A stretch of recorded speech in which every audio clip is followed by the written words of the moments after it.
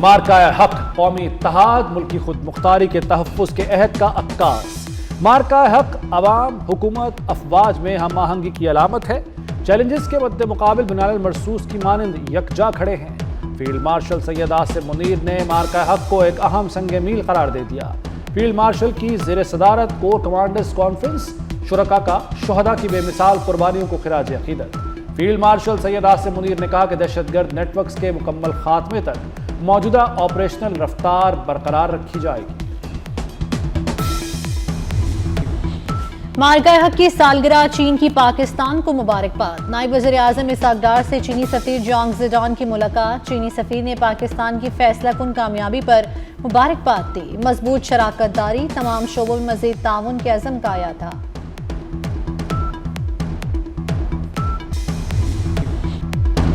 بھارت نے بغیر ثبوت پاکستان پر پہلگام حملے کا الزام لگایا۔ جارحیت پر پاکستان نے کامیابی سے اپنی سرزمین کا دفاع کیا۔ فیلڈ مارشل کی قیادت میں پاک افواج نے دشمن کو منہ توڑ جواب دیا۔ وزیر خارجہ اسحاق ڈار کا سفیروں اور ڈپلومیٹک کور سے خطاب، کہا بھارت نے پانی کو بطور ہتھیار استعمال کرنے کی کوشش کی۔ پانی روکنے کی بھارتی کوشش جنگ تصور ہوگی۔ پاکستان اپنی زمین کے ایک ایک انچ کی حفاظت کرنا جانتا ہے۔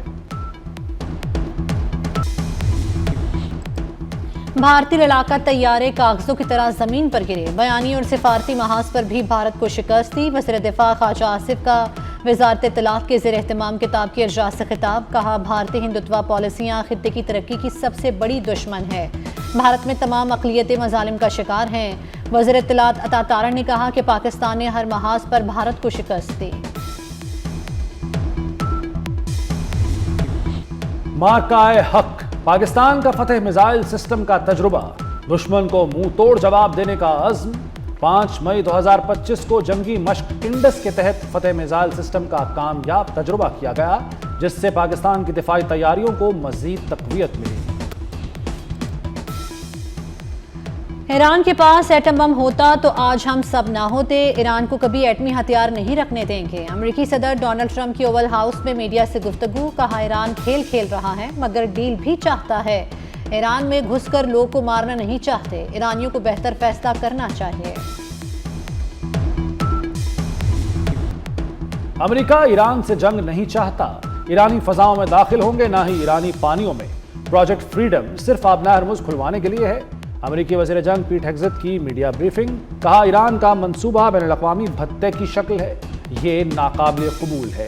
ایران نے کمرشل شپنگ پر حملے کیے تو سخت جواب دیا جائے گا۔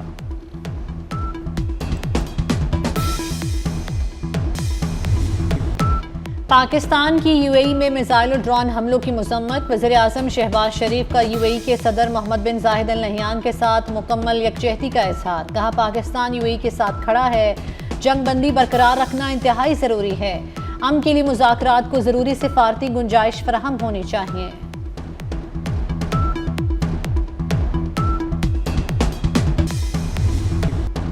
ثابت ہو گیا ایران جارح فریق ہے، امن کے لیے خطرے کا باعث ہے۔ ایران ہی خلیج میں بحران بڑھانے کا ذمہ دار ہے۔ ترجمان متحدہ عرب امارات انور قرقاش کا ایرانی حملوں پر رد عمل، کہا عالمی برادری نے فجیرہ پر حملے کی مذمت کی، عالمی مذمت ہمارے موقف کی تائید ہے۔ اماراتی وزارت دفاع نے واضح کیا کہ جب آپ کا حق محفوظ رکھتے ہیں۔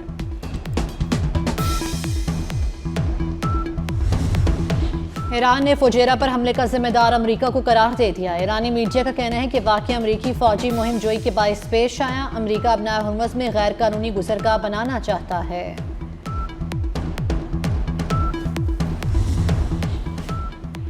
سعودی عرب کا پاکستان کی ثالثی کی حمایت کا اعلان، موجودہ صورتحال میں فریقین سے تحمل کی اپیل۔ سعودی ولی عہد شہزادہ محمد بن سلمان کا اماراتی صدر سے ٹیلی فونک رابطہ۔ ایران کے امارات پر حملوں کی شدید مذمت، سعودی ولی عہد نے خطے میں کشیدگی پر گہری تشویش کا اظہار کیا۔ امریکہ اور اس کے اتحادی جنگ بندی کی خلاف ورزیاں کر رہے ہیں۔ ایرانی پارلیمنٹ کے اسپیکر باقر کالیباف کا ایکس پر بیان میں انتباہ، کہا امریکہ اور اتحادی جہاز رانی اور توانائی کی ترسیل کی سلامتی کو خطرے میں ڈال رہے ہیں۔ ابنائے حرمت سے متعلق ایک نئی حکمت عملی اب مضبوط ہوتی جا رہی ہے۔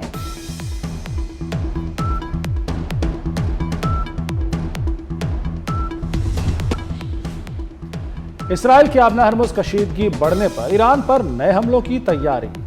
امریکی میڈیا کے مطابق تیاری ایرانی انرجی انفراسٹرکچر اور سینئر ایرانی قیادت کو نشانہ بنانے کے لیے ہے۔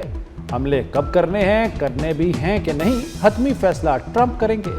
صدر ٹرمپ آبنہ ہرمز ڈیڈ لاک پر جھنجھلائے ہوئے ہیں۔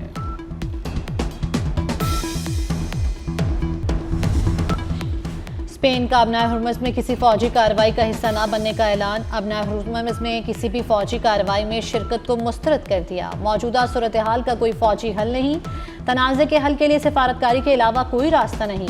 اسپین کے وزیر خارجہ کا انٹرویو، کہا فریقین کو مذاکرات کی میز پر واپس آنا ہوگا۔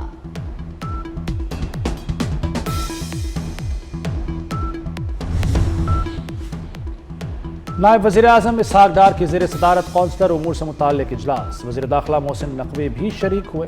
پاسپورٹ کے اجراء کے عمل کو مزید مؤثر بنانے کی ہدایت۔ اسحاق ڈار نے بیرون ملک پاکستانیوں کو بروقت اور مؤثر سہولتیں فراہم کرنے پر زور دیا۔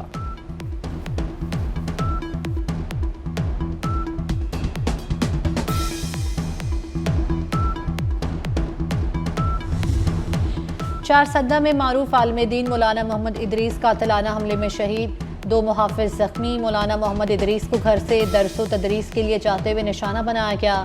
مولانا محمد ادریس کی نماز جنازہ ادا کر دی گئی۔ ہزاروں افراد کی شرکت۔ مولانا محمد ادریس کا شمار پاکستان کے نامور اور جید علماء کرام میں ہوتا تھا۔ صدر، وزیر اعظم اور JUI سربراہ مولانا فضل الرحمان کا اظہار تعزیت۔ JUI خیبر پختونخوا کا آج مظاہروں کا اعلان۔ وزیر داخلہ محسن نقوی کا ماگلا روڈ کو موٹر وے تک توسیع دینے کے میگا منصوبے کا دورہ، جاری تعمیراتی سرگرمیوں کا معائنہ کیا۔ محسن نقوی کو منصوبے کے حوالے سے تفصیلی بریفنگ دی گئی۔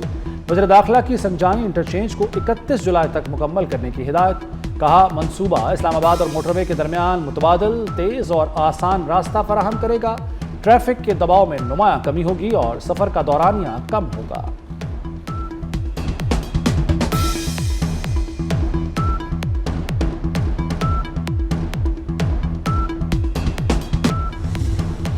دو سال ہو گئے، ستھرا پروگرام کی کارکردگی بہتر نہیں ہوئی۔ ستھرا پنجاب پروگرام کے لیے تمام وسائل فراہم کیے، وسائل کے باوجود بھی کارکردگی نہ ہو تو افسوس کی بات ہے۔ مریم نواز کا ستھرا پنجاب ورکر سے خطاب، کہا ستھرا پنجاب پروگرام میں بدعنوانی، بد انتظامی یا کرپشن برداشت نہیں۔ صاف ماحول ہر شہری کا بنیادی حق ہے۔ عوام کو صاف اور صحت مند ماحول کی فراہمی ترجیح ہے۔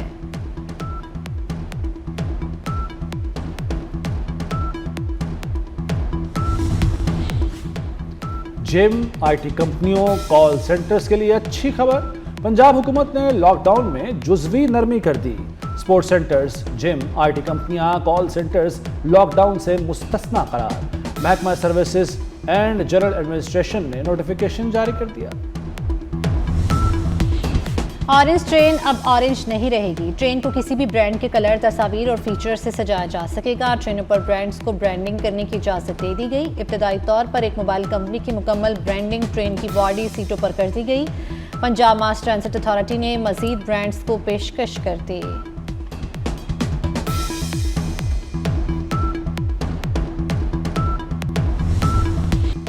قوم کا ہیرو، پولیس کا فخر، SSP اشرف مارتھ شہید کی آج 29ویں برسی۔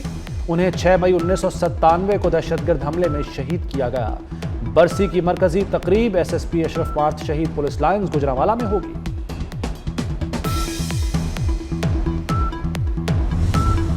پاک بحریہ کا بحیرہ عرب میں انسانی ہمدردی کی بنیاد پر کامیاب ریسکیو آپریشن۔ تجارتی بحری جہاز پر موجود 6 بھارتی اور 1 انڈونیشیائی عملے کی مدد کی۔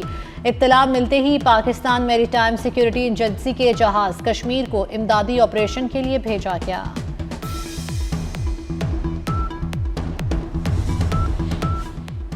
پاکستان اور بنگلہ دیش کے درمیان ٹیسٹ سیریز، قومی اسکواڈ کی ڈھاکہ میں شیر بنگلہ کرکٹ اسٹیڈیم میں بھرپور پریکٹس۔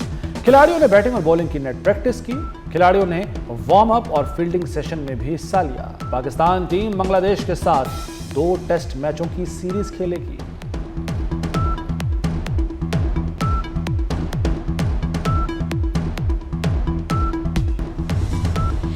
امریکی فوجی بھی جنگ کی صورتحال سے تنگ آ چکے، سطح سمندر پر کھڑی آبدوز میں سوار امریکی میرینز کو تفریح کا بہانہ مل گیا، امریکی میرینز سمندر میں نہانے اور کھیلنے لگے۔ فرانسیسی صدر ایمانوئل میکرون کی آرمینیا کے دورے کے دوران انوکھی حرکت، فرانسیسی صدر میکرون نے عشائیے میں گنگنا کر دکھایا، آرمینیا کے وزیر اعظم نکول پشینیان نے ڈرم پر سنگت کی۔